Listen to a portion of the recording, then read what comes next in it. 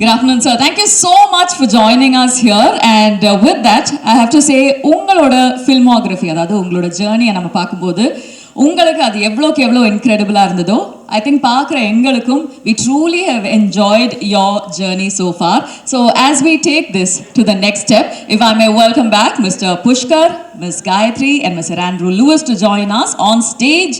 Alright, இது ஒரு சின்ன reunion மாதிரி தான் இருக்கும். So நல்ல ஒரு கைத்தட்டல் as we welcome back. Sir, so I was saying, உங்களோட journey நாங்கள் பார்க்கும்போது we've seen so many memorable characters that you have presented to us and இன்னைக்கு வரைக்கும் அதில் ஒவ்வொரு கேரக்டர்ஸும் எங்களோட மனசில் ஆழமாக பதிஞ்சிருக்காங்கன்னு சொல்லலாம். பட் இன்னைக்கு when we see you as SI Musa Raza, இது வரைக்கும் நீங்கள் ப்ளே பண்ண கேரக்டர்ஸ்லேருந்து கொஞ்சம் வித்தியாசமாக இருக்கிற மாதிரி இருக்குது. ஸோ இந்த கேரக்டரோட ஸ்கிரிப்ட் படிக்கும்போது நான் வந்து இந்த கேரக்டர் கண்டிப்பாக பண்ணணும் அப்படின்னு ஒரு தருணம் அது இருக்கும் இல்லையா? when you had that connection, அதை பற்றி சொல்லுங்கள். எல்லோருக்கும் வணக்கம். முதல் என்னை மட்டும் தனியாக அனுப்புனாங்க, அதான் அவங்கள கூப்பிட்டேன், வந்துட்டாங்க. அது ரொம்ப நன்றி. நான் மட்டும் தனியாக பண்ணேன். வதந்தி 2 எனக்கு வந்து மதுரையில் தான் கதையை சொன்னார் அவர். ஸோ மிஸ்ட்ரி ஆஃப் மணி அப்படின்னும்போது நான் கூட மணி கேரக்டர் தான் நான் நினச்சேன். ஏன்னா மதுரையில் என்னெல்லாம் சுப்பிரமணியபுரம், குட்டிப்புலி, ரவுடியாக தான் எல்லாருமே யோசிப்பாங்க. யாருமே நானும் ஒரு 30 படம் பண்ணிட்டேன், யாரும் போலீஸாகவே யோசிக்கவே இல்லை. அப்போ முதல் போலீஸ் கேரக்டர் நான் மணி கேரக்டரா இல்லை போலீஸா அப்படி இல்லை சார், நீங்கள் தான் அந்த போலீஸ் அப்படின்னு நல்லா யோசிச்சு சொல்லுப்பா. நான் என்ன ரவுடியாக மதுரைன்னு எடுத்தாலே நம்ம ரவுடியாக தான் கம்பாங்க. அப்போ நான் போலீஸா இல்லை போலீஸ் தான் சார் அப்படின்னு கதையை சொல்லும்போது தான் எனக்கு ரொம்ப அது பிடிச்சிருந்தது.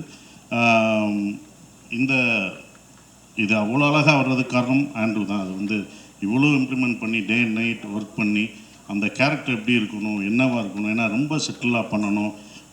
நம்ம போலீஸ்னோடனே யூனிஃபார்ம் போட்டோன்னே அப்படி வரப்பா நின்றுக்கிட்டு அப்படி நடந்து பிடிப்போம், அப்படிலாம் நடக்கூடாது சார். ரொம்ப சாதாரணமாக சார்.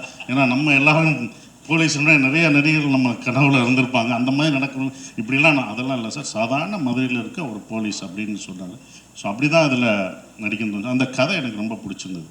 அவங்க சொன்ன மாதிரி ஒரு நிரபராதியை காப்பாற்றணும்னு ஒரு போலீஸ் போராடுற கதை. அந்த போலீஸ் பாயிண்ட் ஆஃப் வியூவில் தான் இந்த வதந்தி 2 இருக்கும். அவன் எப்படியாவது எல்லாம் இது வரைக்கும் இன்வெஸ்டிகேஷன் படம்லாம் எப்படியாவது கண்டுபிடிச்சோம்னு தோணும். ஆனால் இதில் வந்து பாவம் எப்படியாவது அவன் கண்டுபிடிச்சோம்னு போலீஸ் பக்கம் நிற்பீங்க.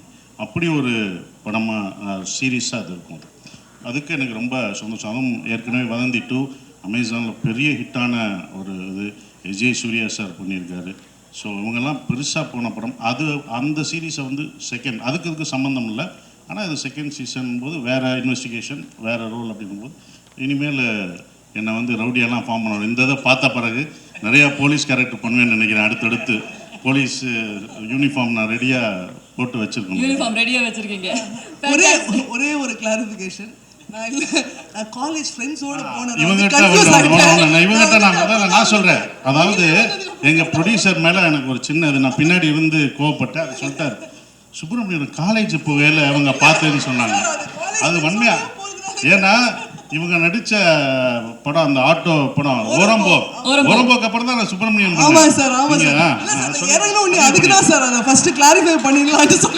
எல்லாருக்கும் பண்ணிருந்தேன். சொல்லுங்க. இதே கும்பலோட சுத்தி இந்த மாதிரி ஒரு காலேஜ் நினைச்சிட்டாங்க, தவறா நினைச்சிட்டாங்களாம், அதை பதிவு பண்ணிட்டாங்க.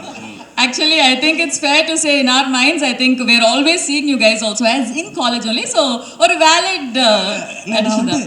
என்ன யோசிச்சிருந்தோம், அது அந்த குரூப்போட சேர்ந்து போகிறதுனால நம்ம வயசாக மறந்து போயிடுது. சார், நீங்கள் வந்து சொன்னீங்க தட் இது வந்து ஒரு சாதாரணமான போலீஸ் ஆஃபீஸர்.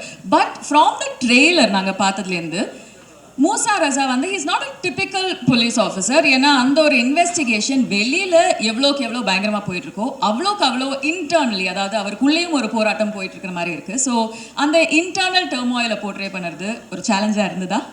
இருந்தது கண்டிப்பாக. ஏன்னா ஃபஸ்ட்டு ஆரம்பிக்கும் போது என்ன இருந்ததுன்னா, அவர் கதை சொல்லும் போது அவன் சந்தோஷமான இருந்தான், சிரிக்கக்கூட விட மாட்டார். சார் நீங்கள் சிரிச்சிட்டிங்க, மூசா ரசா சிரிக்கக்கூடாது, சரி அப்படின்னு.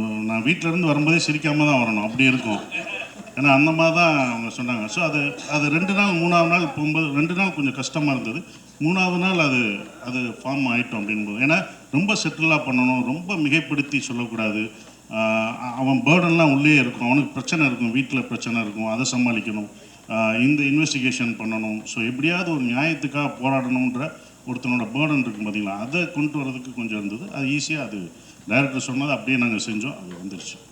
Fantastic. On that note, I think Sasikumar sir, we have a special surprise. இன்னைக்கு வந்திருக்கிற எல்லாருக்குமே ஒரு சின்ன சர்ப்ரைஸ் இருக்குன்னு நினைக்கிறேன். என்னன்னு சொல்லிடுறீங்களா?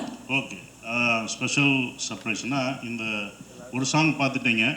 இன்னொன்று வந்து கருப்பு சாங், கருப்பு சாமியை பற்றி ஒரு சாங் மதுரைனாலே 18ஆம் படி கருப்பு சாமி பற்றி இருக்கும். அது வந்து மியூசிக் டைரக்டர் ரொம்ப அற்புதமாக பண்ணியிருக்காரு, அவருக்கு என்னுடைய வாழ்த்துக்கள். அந்த இதை ஃபஸ்ட்டு எக்ஸ்க்ளூசிவாக இப்போ உங்களுக்கு போகிறோம், பத்திரிகை நண்பர்களுக்காக சிறப்பாக அந்த இதை இப்போ கருப்பு சாங் பாருங்கள். கருப்பு சாமி அந்த இதோட பார்க்கும்போது உங்களுக்கு பார்த்தா அது உங்களுக்கு ரொம்ப பிடிக்கும்னு நினைக்கிறேன். பாருங்கள், உங்களுக்காக exclusive. Thank you so much, sir. As we